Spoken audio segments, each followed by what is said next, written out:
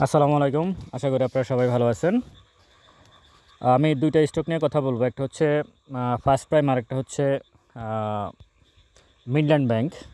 এই দুইটা স্টক নিয়ে কথা বলতেছি যে আপনি কি এই মুহূর্তে ফার্স্ট প্রাইমে এবং মিডল্যান্ড ব্যাংকে অ্যাভারেজ করবেন কিনা, নতুন করে এন্ট্রি দেওয়ার জন্য নয়। যারা অলরেডি নতুন করে এন্ট্রি দিয়ে দিয়েছেন এই দুইটা স্টকে, এখন আপনারা কি অ্যাভারেজ করবেন কিনা এই বিষয়ে একটু ব্যাখ্যা দিতে চাচ্ছি।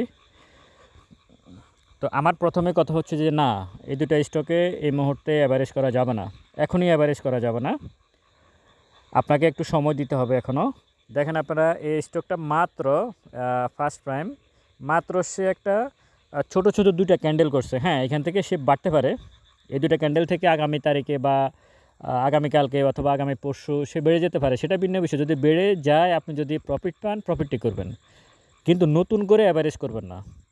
কেন অ্যাভারেজ করবেন না? কারণ এটা হচ্ছে ফার্স্ট প্রাইমের 1 ইয়ার্স গ্রাফস, আর ফার্স্ট প্রাইমের হচ্ছে 1 মিনিট চার্ট। আপনারা 1 মিনিট চার্টে দেখতেছেন বড় দুইটা রেড ক্যান্ডেল। এই দুইটা রেড ক্যান্ডেলের অর্থ হচ্ছে যে সেলাররা এখনও এই স্টকটাতে সেল দিচ্ছে। স্মার্ট মানি এখনও এই স্টকটা সেল দিচ্ছে। যেহেতু সেল দিচ্ছে, সুতরাং আপনারা এই মুহূর্তে ফার্স্ট প্রাইম আর অ্যাভারেজ করবেন না। তাহলে কখন অ্যাভারেজ করবেন সেটার একটা গ্রাফস আমি দেখাচ্ছি একটু পরে। যখন এরকম একটা গ্রাফস তৈরি করব ফার্স্ট প্রাইম, তখন আপনি অ্যাভারেজ করবেন। এখানে দেখেন 1 মিনিটে ছোট ছোট কিছু সবুজ ক্যান্ডেল দেখা যাচ্ছে, সেগুলো বাই হয়েছে, কিন্তু বড় দুটো রেড ক্যান্ডেলে গিয়ে সে সেল দিয়ে দিছে। আবার ব্লু কালারের কিছু নিউট্রাল আছে, কিছু স্টক নিউট্রাল। যখন কোনো স্টকে এরকম ট্রেড হয়, এটা হচ্ছে কি জাস্ট ভলিউম করার জন্য এরকম ট্রেডগুলো তৈরি করে। নিউট্রালকে আপনারা খুব বেশি, বরং যে স্টকটাতে নিউট্রালটা খুব বেশি থাকে, এক্ষেত্রে আপনারা ওই স্টকটাতে একটু অবজারভেশনে রাখবেন। এটা সাধারণত হয় যখন স্টকটা অনেক দ্রুত পড়ার পরে যখন একটা জায়গায় স্থির হয়, তখন এরকম ভলিউমটা করার চেষ্টা করে। সবচেয়ে বেশি গুরুত্ব দিবেন সবুজ ক্যান্ডেলগুলো বাই হচ্ছে কিনা এবং রেড ক্যান্ডেলগুলো সেল হচ্ছে কিনা। তো ফার্স্ট প্রাইম 1 মিনিট চার্টে এখনও সেল আছে। সে আজকে 51 প্রায় 59,000 সেল হয়েছে, আর মাত্র 37,000 বাই হয়েছে। সো একটু ওয়েট করতে হবে। এখনও তার এইভাবে এইখানে এন্ট্রি দেওয়ার মতো, নতুন করে এবার এন্ট্রি বলতে অ্যাভারেজ করার মতো অবস্থা তৈরি হয় নাই। এরপর আমি যে স্টকটা নিয়ে কথা বলব, মিডল্যান্ড ব্যাংক। সম্ভবত অনেকেই আমাকে ফোন দিয়েছেন, অনেকেই সম্ভবত মিডল্যান্ড ব্যাংকে আটকে আছেন। যেহেতু এই স্টকটা অনেক ফ্লে করছে, স্বাভাবিকভাবে এখানে অনেকে স্টাক হয়ে আছেন। ঠিক আমার মনে হচ্ছে সিপালের মতো, সিপালে যেভাবে আপনারা আটকে আছেন, আমার মনে হয় অনেকে মিডল্যান্ড ব্যাংকও আটকে আছেন। তো এই মুহূর্তে কি অ্যাভারেজ করবেন? ঠিক আমি বলবো মিডল্যান্ড ব্যাংকটাও কিন্তু এখন ফার্স্ট প্রাইমের মতো এই দুইটা ক্যান্ডেল তৈরি করছে, ছোটো ছোটো 1 ইয়ার্স গ্রাফে আপনারা দেখতে পাচ্ছেন। এবং সে আজকে red candle plus red volume করছে। ইন্ডেক্স যদিও আজকে পজিটিভ ছিল। তো এখনই আপনারা এই স্টকটাতে অ্যাভারেজ করা যাবে না। আমি কিন্তু এগুলো কেনার জন্য বলতেছি, নতুন করে এন্ট্রি দেওয়ার জন্য বলতেছি না। আমি অ্যাভারেজের কথা বলতেছি আপনাদেরকে, আপনারা এটা ভালো করে বুঝবেন। আমি কোনো স্টকেই, আমার সিদ্ধান্ত আপনারা কোনো স্টক কিনবেন না এবং কোনো স্টক অ্যাভারেজও করবেন না। শুধু আমি আপনাদেরকে আমার তথ্যগুলো দেওয়ার চেষ্টা করি। আমার সিদ্ধান্ত আপনারা কোনো কিছু করবেন, আপনারা নিজ দায়িত্বে সব কিছু করবেন। এর জন্য আমার চ্যানেল অথবা আমি কোনোভাবে দায়ী নই। তো এখানে 1 ইয়ার্স গ্রাফে মিডল্যান্ড ব্যাংকে এখনও আমি মনে করি না অ্যাভারেজ করার কোনো স্কোপ আছে। কারণ 1 মিনিট চার্টে আপনারা দেখেন অনেকগুলা লাল ক্যান্ডেল তৈরি করছে মিডল্যান্ড ব্যাংক। তো সেদিক বিবেচনা করে এখনও মিডল্যান্ড ব্যাংকে অ্যাভারেজ করার সুযোগ আমি মনে করি নাই। তাহলে কখন অ্যাভারেজ করবেন এই স্টকগুলো? এই যে মিডল্যান্ড ব্যাংক এই অবস্থায় আছে, এখানে দুইটা ছোট ছোট, একটা সবুজ ক্যান্ডেল, একটা লাল ক্যান্ডেল, অথবা ফার্স্ট প্রাইমে একটা লাল ক্যান্ডেল, একটা সবুজ ক্যান্ডেল করলো। তাহলে কি এখন কি এখানে অ্যাভারেজ করা যাবে না? না, এখনও অ্যাভারেজ করা যাবে না। যদি এখান থেকে ট্রেন্ডের উপরে চলে যায়, হল্টেড করে বা 5% 7% বেড়ে যায়, আপনি যদি প্রফিট থাকেন, প্রফিট টেক করবেন, কিন্তু অ্যাভারেজ করবেন না। অ্যাভারেজ কখন করবেন? তাহলে অ্যাভারেজ করবেন এই রূপালী ব্যাংকটা আছে না, রূপালী ব্যাংকের ক্যান্ডেলগুলো দেখতেছেন গত ফেব্রুয়ারি মার্চ, এই 1 মাস, ফেব্রুয়ারি মার্চ এই 1 মাস এই স্টকটা এখানে চুপচাপ বসে আছে, বাড়তেছে না, কমতেছে না। হয়তো 5% বাড়তেছে অথবা 5% কমতেছে, কিন্তু একই জায়গায় সে 22 টাকা 50 থেকে 23 টাকা, মনে হয় কিছুদিন আগে সে সম্ভবত 24 টাকা 50-60-এ গিয়েছিল।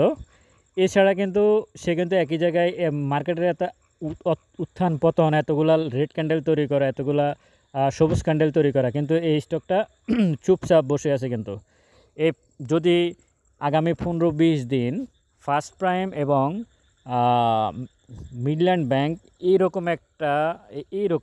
এইরকম অবস্থা তৈরি করতে পারে আগামী 10-12 দিন, আমি 1 মাসের কথা আপনাদেরকে বলতেছি না, আগামী 10-12টা ওয়ার্কিং ডেজে যদি রূপালী ব্যাংকের মতো এরকম একই জায়গায় সে বসে থাকে, কখনো মানে সবুজ ক্যান্ডেল তৈরি করতেছে, কখনো রেড ক্যান্ডেল তৈরি করতেছে, কিন্তু একই জায়গায় বসে আছে, এই ক্ষেত্রে আপনারা গিয়ে অ্যাভারেজ করবেন।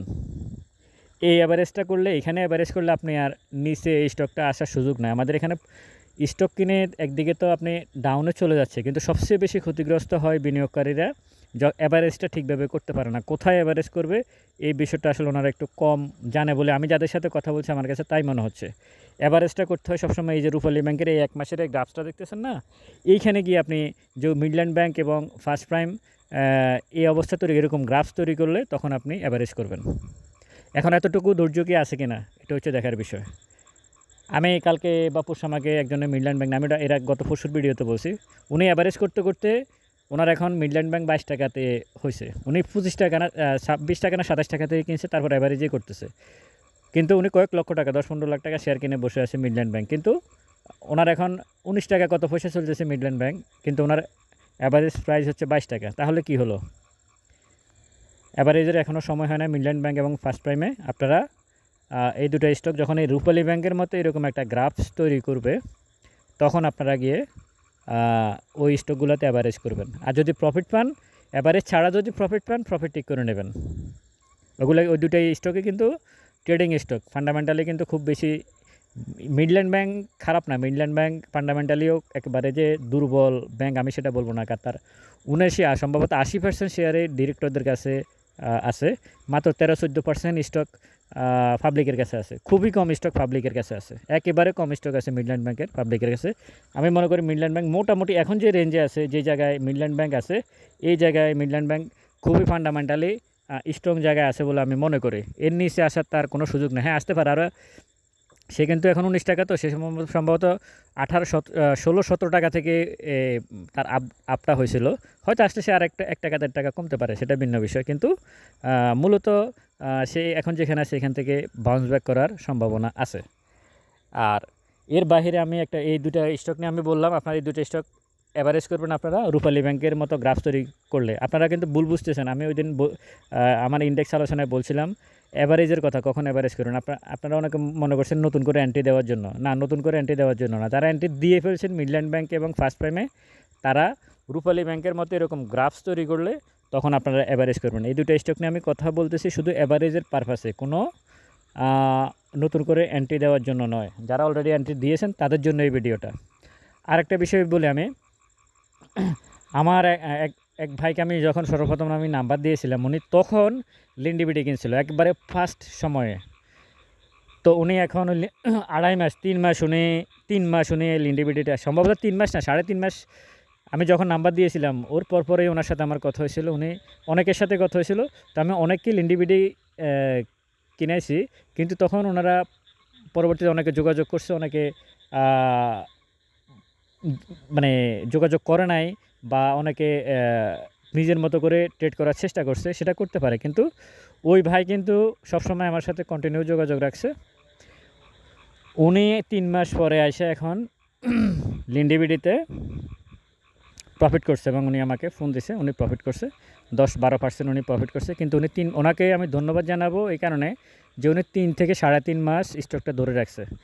আমি কখনো চাই না এরকম স্টক যে আমি আজকে কিনে দেবো, আপনি 4 দিন পরে প্রফিট করবেন, এরকম স্টক আসলে আমি দিতে চাচ্ছি না। এরকম স্টক দিও না। আমি পার্সোনালি এরকম স্টক নিজে কিনে না যে আমি 4 দিন 5 দিন পরে প্রফিট করব।